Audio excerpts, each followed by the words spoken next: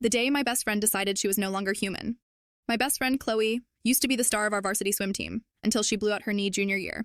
She went from being the golden girl to just another face in the hallway, and honestly, she did not handle it well.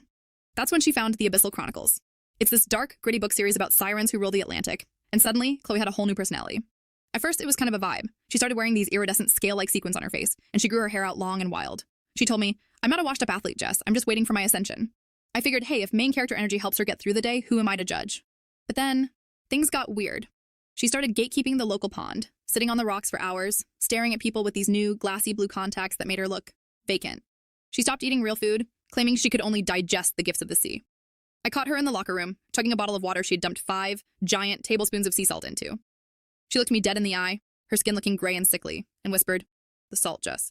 It's what my blood craves." The breaking point was the end of summer bonfire at Miller's Lake. We were all hanging out when I realized Chloe was missing. I found her down by the dock holding Miller's 6-year-old sister Lily by the hand. Lily was crying, saying she was scared of the dark water. Chloe was just smiling, this terrifying wide-eyed grin. "Don't be afraid, little fish," Chloe crooned, her voice sounding like gravel.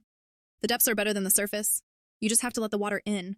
She started pulling the kid toward the drop-off, and I realized she wasn't playing. She actually believed she was saving her. I had to tackle Chloe into the sand while screaming for help. Even as the cops were putting her in the back of the cruiser, she was still singing this eerie, high-pitched melody, her teeth bared, looking for all the world like a predator who had just lost its meal. Now, whenever I smell the ocean, I don't think of vacation.